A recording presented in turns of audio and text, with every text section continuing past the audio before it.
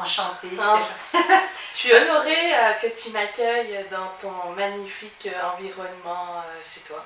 Merci, c'est moi. Bien Je sûr. suis très touchée. Donc Claudia, toi en ce moment t'es dans la magie. T'es en train de faire une exposition. Oui, exact. Donc raconte-moi un petit peu d'où tu viens, qu'est-ce que tu fais.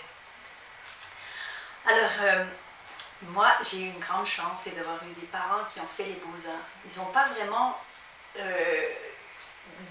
comment je dirais ça, ils nous ont pas vraiment fait vivre les enfants avec ça. On était 6 enfants, puis on a vraiment grandi dans la nature. Ok.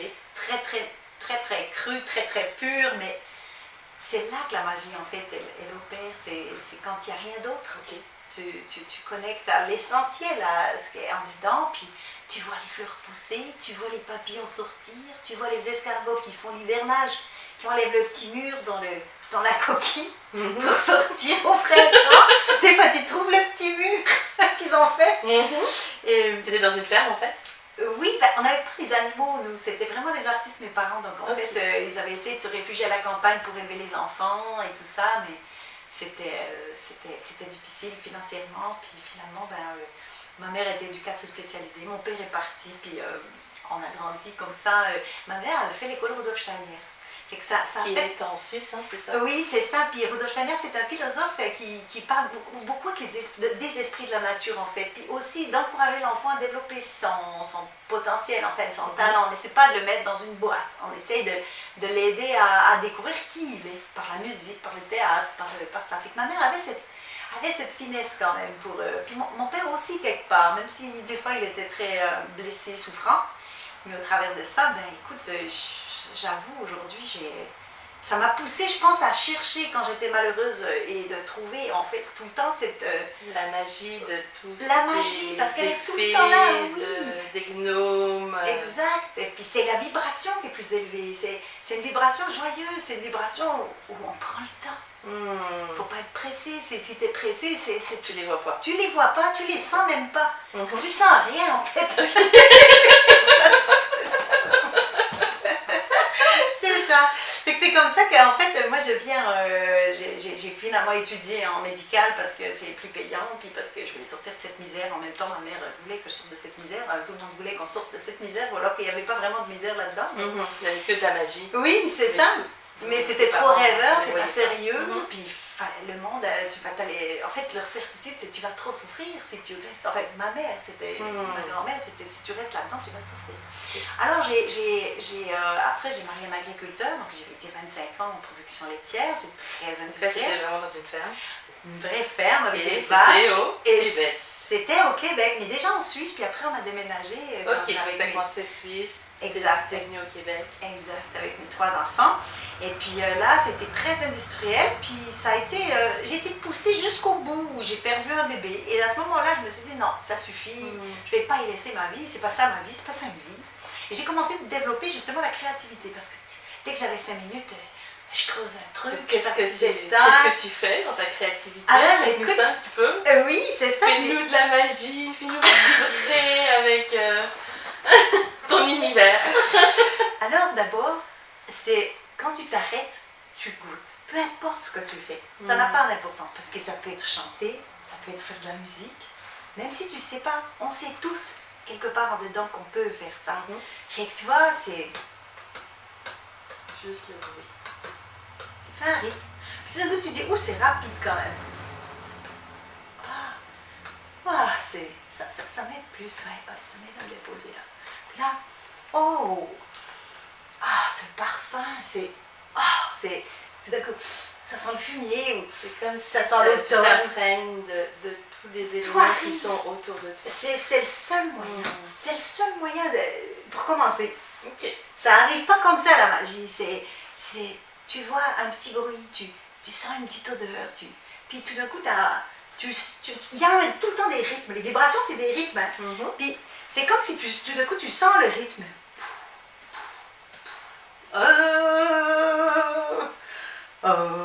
Puis tout dépendant si t'es triste ou si t'es joyeux, c'est ça qui sort. Okay. Ça aussi de la magie, ça. Okay. Là tu commences, pourquoi j'ai envie de pleurer. Ben oui, ou alors j'ai envie de rire, quoi. Mais c'est ça, être en contact avec ses émotions. Okay. Et c'est ça que tu en fait transposes après dans tes œuvres. Exact. C'est la cheminée, tu vois, c'est des ça, c'est toi qui l'as peint. Oui, c'est ça, ça fait partie de ça, c'est que tous les supports deviennent un objet de création. Ça peut être... Et toi, t'as quoi comme support? Moi, ça peut être peinture sur textile, ça peut être sculpture, ça peut être... Alors, sculpture, je mélange tout, c'est du papier mâché, c'est sculpter le bois de grève parce que c'est mou, parce que c'est plus facile, puis compléter des fois avec le papier mâché là où il y a des trous, ou des fois carrément laisser le trou, puis exploiter le trou, quoi, de voir comment... le regard, tu sais pas d'avance ce que tu vas faire. Puis c'est évolutif. C'est jamais la même chose. C'est pas prévu d'avance. Fait que là, tu deviens, quand tu es dans cette magie où tu te laisses guider, il y a des idées qui arrivent, tu sais pas d'où elles viennent. Et c'est pas d'exploiter ça, j'aime pas le mot exploiter, parce que une exploitation agricole, il faut y aller, c'est à telle heure, à telle heure. Et il y a des jours, ça donne à rien. Il y a des jours, tu peux pas dire, ben là, je vais créer quelque chose. Des fois, tu as des contrats que tu devrais rendre, mais tu peux pas le faire parce que t'es pas dedans. J'ai dû refuser des contrats parce que dans le fond, fais-moi quelque chose avec ceci ou je veux cela. Ça t'inspirait pas en fait. Et ça rentre pas, oui, ça vibrait pas. C'est pour moi, parce qu'on a tous, il y a des différents niveaux de vibration. Tout à fait. Et c'est ça qui est, c'est un peu hors de notre contrôle en quelque part. Ça dépend comment on vibre et on va attirer certains types de personnes. Et si on est plus heureux, plus joyeux, puis qu'on a eu une semaine de méditation, de contemplation dans la nature, alors tu vas attirer d'autres personnes. Ah ouais, tu ne vois plus la même chose, les gens. Ceux que tu avais une idée, ils sont comme ci, comme ça. Et bien là, tu te dis, mais c'est génial, qu'est-ce qu'il a dit, qu'est-ce qu'il a fait, mais est-ce qu'il est lumineux celui-là, ou celle-ci, et c'est beau, j'aime bien c'est comme ça change ton regard. Ta lumière, elle augmente dans ton regard. Et c'est ça. Donc en fait, c'est ton support qui crée un peu ce que tu veux faire et ta magie que tu donnes dans tes éléments. Est-ce que c'est le support? Oui, c'est vrai, le support aide beaucoup, mais c'est mon état d'esprit qui va faire que je vais choisir tel ou tel support. Et puis au début c'était difficile parce que j'avais à un moment donné, j'ai produit aussi, j'ai fait de la production aussi de petites sculptures, puis je voyais qu'à un moment donné, je perdais l'essence, je rentrais dans la rentabilité, et ça ne va pas ensemble ces deux-là. La rentabilité et la créativité, magie? Non, ça ne va pas ensemble. C'est vraiment de toujours être dans la joie quand tu le fais et de toujours, des fois, tu n'as pas l'énergie pour le faire. Tu n'es pas dans ce truc-là parce que tu es trop bousculé par la vie. Fait que c'est dur à retrouver cet espace-là, mais ça vient même des mini-secondes des fois. Puis c'est quand tu fais la relecture en fait que tu peux dire. Tu t'aperçois de quand mais j'en ai eu un, oui, j'ai eu. Mais il y a encore eu. Puis j'ai vu ce téléphone, ou j'ai vu cette personne, ou j'ai rencontré ce petit oiseau. J'ai vu une plume, aujourd'hui j'ai vu une plume c'est une plume de hibou à côté de ta plume d'un oiseau qui se fait bouffer. Donc j'ai vu que pour le moment l'oiseau il a arraché une plume. Mais tu sais, ça devient magique parce que dans le fond tu te dis. J'aurais pu voir le tas de plumes, mais là, ça me donnait comme, c'est un hibou qui l'a bouffé. Donc, quelque part, ça aussi, c'est la magie, parce que tu te dis, mais on n'a pas besoin de régler rien, ça se règle tout seul. L'animal, il ne va pas tuer 100 000 oiseaux. Non, il va avoir juste ce qu'il a besoin. Ce qu'il a besoin, et si on était capable de tout ça. La magie, elle opère là. C'est pas quand on est dans le souci ou l'inquiétude, oh non, il va souffrir, oh non, c'est pas bon. Il n'y a plus de bon ou de pas bon. Ça coule. C'est doux et ça danse. Ça danse. Ça vole avec tes Ça fait de la musique. Ah oui, c'est ça fait de la musique. Il y en a de la musique. Et tu les vois, tes gnomes, tes fées? Alors, pas toujours, mais je les sens. Il y a des fois. Tu les sens plutôt, c'est plutôt quelque chose de ressenti. Des fois, ça m'arrive de les voir. J'étais chez ma dentiste, justement, puis j'avais des exigences parce que j'ai déjà travaillé chez un dentiste, donc j'avais des exigences particulières que j'avais envie qu'elle me fasse. Et je sais que ça contrarie beaucoup quand tu demandes ça. C'est son métier, puis tu vas lui dire qu'est-ce que tu veux. Des fois, c'est confrontant. Mais j'ai riais parce que j'ai vu une petite fille assise sur sa main. Elle était un peu nerveuse parce que ça confronte toujours un peu, même si tu veux pas que ça le soit, mais je veux dire, tu veux affirmer ce que tu veux, puis bon. Et finalement, la deuxième fois que je suis allée, eh bien, elle était beaucoup plus détendue, la dentiste. Puis là, j'ai vu la fée assise sur son épaule qui tricotait. Et ça m'a fait rire. J'ai dit, est-ce que tu tricotes? En fait, est-ce que vous tricotez? La dentiste. Et elle m'a dit, oui, j'ai commencé un cours de tricot. Alors, c'est touchant. Et j'ai constamment, la même chose avec mes filles que je crée, tu sais, elles sortent comme ça. Puis là, il vient une histoire avec. Et là, je mets l'histoire avec. Puis tout d'un coup, il y a une personne qui vient puis qui dit, oh, ça m'a tellement touchée cette histoire, ça parlait tellement. Et là, ça prend du sens parce que je me dis, mais hein, est-ce que c'est vrai, est-ce que c'est pas vrai? Hein? C'est vrai qu'avec tes fées, tes gnomes ou tous tes petits objets que tu crées, tu mets souvent un joli petit message. Oui, parce que pour je chaque vivais, personne. oui, c'est ça, parce que en fait, on le fait parce que c'est ce qu'on ressent. Et je l'écris, ce que je ressens, ce que je vibre à ce moment-là. Et ce qui est touchant, c'est que ça va attirer une personne qui a cette vibration-là. Et parfois, c'est surprenant parce que tu t'attends pas à ce que ce soit tel type de... Tu le sais pas, en fait. En fait, c'est Quand ça tu crées, tu n'as aucune idée. C'est ça la magie. C'est comme si ça va jusqu'au bout. Parce que dans le fond, tu le fais, puis tout d'un coup, tu vois la personne. Et quand tu te promènes au village, tout d'un coup, les gens disent, ah, Claudia Schneider. Puis tu es là, oh, oui, on ne se connaît pas. Non, mais ils ont trouvé un objet. Quelque part. Et puis, ils ont été touchés pas par la perfection du travail, mais justement par la vibration, par l'essence qui est dedans. Et ça me fascine, moi. C'est tellement beau ton univers, en tout cas j'adore. Ah, écoute, je travaille avec, oui, d'ailleurs. Des fois ils nous font des petites blagues, tes petites gnomes, tes petites fées, ils nous piquent la calculatrice. C'est rigolo pour moi. Oui. Ça, c'est quand on est trop en train de calculer. Ils font ça juste quand on est trop... On oublie des fois. Oui, c'est ça, exactement. Il faut vraiment... Ils nous ramènent. Oui, ils nous ramènent. Et le message aussi que j'ai eu vraiment des autres, c'est que les humains, présentement, en manque de grâce. Et grâce, ça vient pas de... C'est pas juste une dimension comment on dit, de l'église catholique, là. C'est vraiment un truc qui vient de grâce. Oui, grâce, ça vient de gratitude, mais aussi de gracieux. Tu sais, quand on marche comme des éléphants, ou on marche comme des robots, ou, tu sais, les fées, elles dansent, elles volent, tous les gestes. Et quand tu te laisses aller à ça, tes gestes s'adoucissent, tu viens plus... On dirait que ça vient plus fin, ton ressenti de plus délicat. J'aime le mot délicat. C'est vraiment le mot qui va bien avec eux. Délicat, scintillant aussi. Ça va bien avec eux. Quand ça scintille, là, quand tu regardes la rosée du matin, oui, tu sens bien aussi. C'est exactement ça. En fait, moi, je fais juste valider. Ce qu'on fait, je pense qu'on sent tout ça. Puis qu'après, on le perd parce qu'on est des adultes. C'est sérieux, la vie, là. Il faut être... capable de payer ses factures, il faut surtout, beaucoup. C'est très important. Mais c'est pour ça. On n'est clairement pas là, ici, aujourd'hui en tout cas. Non, merci, oh my god, ouais. Donc, qu'est-ce qui te fait vibrer dans tout ça? La question fatidique. Oui, la grande question, ouais. Ce qui me fait vibrer, c'est vraiment l'amour. L'amour. Ouais, c'est la quête de l'amour, je pense que c'est la graine. C'est le vide, c'est le manque, je pense qu'on a tous, en tout cas tout le monde, a quelque part ce grand manque d'amour, c'est cette recherche d'amour qui fait que pour finir, tu le découvres parce que l'univers ne supporte pas le vide.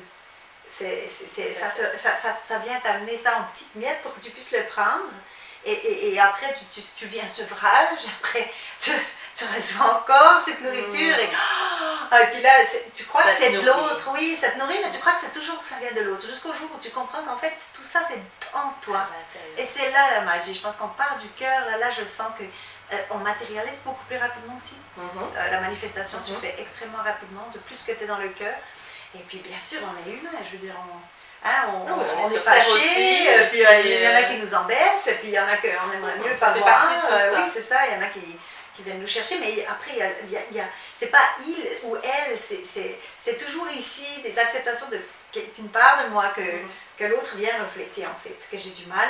Et c'est quand même un grand cheminement, pour moi. Redevenir un enfant, c'est important pour toi. Oui, puis je pense qu'on tous, on va y arriver un jour. C'est quand tu es sur ton lit de mort, tu te poses la question, j'aurais dû faire ça, pourquoi j'ai pas fait ça? Ben oui. On regrette pas ce qu'on a fait, on regrette seulement ce qu'on n'a pas fait. Il paraît que 20 minutes avant la mort, là, ou je dirais une semaine avant la mort, parler de ça, c'est assez... Et ça m'a porté... C'est qu'est-ce qu'on n'a pas fait, ouais. C'est qu'est-ce qu'on n'a pas fait, qu'on s'est pas permis de faire. Alors moi, je crois que c'est faire des pas vers ce qu'on... juste sauter dans une flaque, commencer par ça, là, ou faire un truc qu'on ferait Qui jamais. nous fait du bien à notre enfant intérieur. Oui, même si on a des belles chaussures, ou même si on est maquillé puis qu'on n'a pas envie de pleurer, mais on pleure quand même, tu sais, on accepte, ok, ça coule, je laisse couler, quoi. C'est magnifique, donc on leur dit, allez sauter dans la flaque, en fait, hein, c'est ça. C'est ça. N'hésitez pas, un petit pas à la fois. Essayez pas de programmer trop à l'avance, faites-le spontanément, le plus Quand vous possible. avez envie, c'est ça. Ouais, c'est ça, quand on le sent, puis des fois, il faut se donner un petit putsch, Ouais. une petite pitch-note quand même. D'ailleurs. Mais des petits pas, c'est pas grand-chose, mais de le faire, ça de tous les jours un peu. Ok. Et puis de s'entourer des enfants, parce qu'eux, ils l'ont facilement. C'est plus difficile quand on doit le retrouver, mais quand on le retrouve, ben, mon Dieu, on comprend que la vie, ça me fait vibrer. C'est la vibration, et là, on comprend c'est quoi La cette vibration d'amour, d'enfant intérieur. Oui. Et puis, Vraiment, et là, ça manifeste la magie. ça manifeste toute ta créativité, en Oui. fait, aussi en même temps. Complètement.